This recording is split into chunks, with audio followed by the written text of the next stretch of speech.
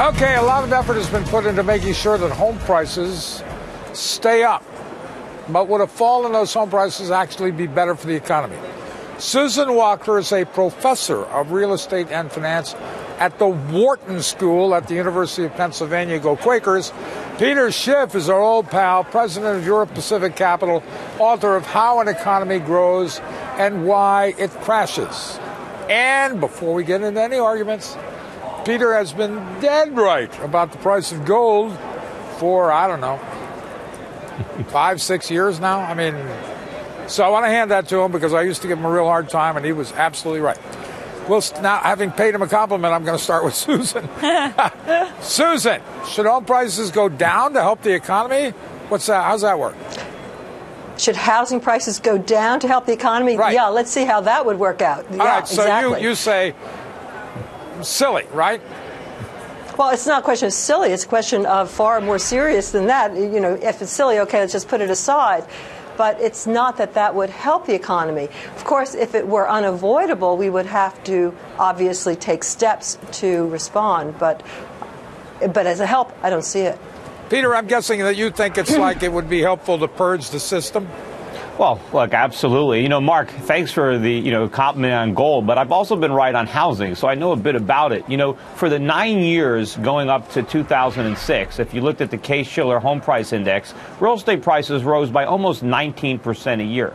And even though they've dropped by 30% since the peak in 06, they're still better than 20% above the 100-year trend line. See, the problem wasn't that real estate prices are falling. The problem is that they went up in the first place, but the government is not letting them go back down. It's artificially propping them up with 0% interest rates from the Fed, with subsidized mortgages. That is part of the problem, because trying to keep real estate prices too high, that's what's undermining our economy. That's what's preventing recovery. So as long as we're trying to prop up the price of houses, what's actually going to happen is the price of everything else is going to go up, because real estate prices have to correct. And if the government won't let real estate prices fall, then the price of food is going to go up. The price of energy is going to go up, and real estate prices are going to come down, but it's going to be in real terms, not nominal terms.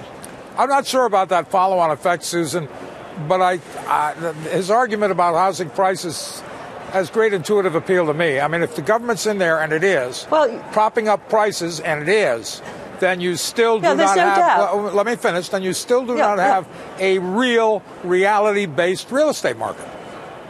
Well, first of all, the prop-up is a separate question. And if you regard today's interest rates as being propping up, that they're artificial, that they wouldn't be there but for the government actions, then of course we're in a very difficult situation, because if interest rates rise, it's not just housing prices that are going to be impacted. There are a lot of prices in the overall economy. I agree with that. By the way, with all due respect, I've been right about housing as well, and there's nothing magic about housing prices returning to what they were in 1890 in real terms. I think the key you need to look at is the ratio of housing prices to rents, and we are not far out of line if interest rates stay the same. So there I agree with Peter, that if we have a significant upwards move in interest rates, then housing prices will take a double dip. But that has to happen. It's only a question of when. I mean, you've got interest rates artificially low, and imagine where home prices would be if interest rates doubled, which is very easy. That would bring mortgage rates maybe up to around 9%. Where would prices be? What if the government was no longer subsidizing mortgages and co-signing the loans? What if borrowers had to convince lenders to loan the money simply based on their own creditworthiness, their own ability to pay it back? What if Americans had to come up with a 20% down payment as opposed to a 3.5% down payment?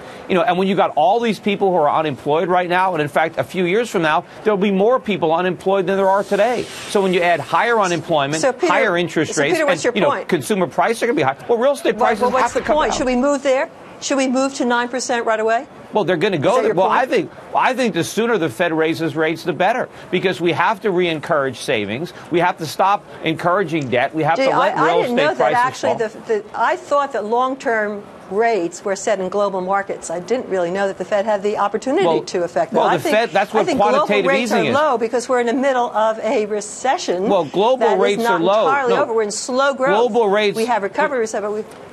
Global rates are low because central banks are buying bonds. Central banks are printing money. They're artificially suppressing rates, but they're not going to stay low. Look at what's happening. Look at the price of silver today. Sadly, we have to I'm sorry, hit pause. but I think we may have discovered a great point-counterpoint couple to have on in the future. Thank you both, Professor. Thank you. And My pleasure. non-professor. Did you buy any gold yet, Mark?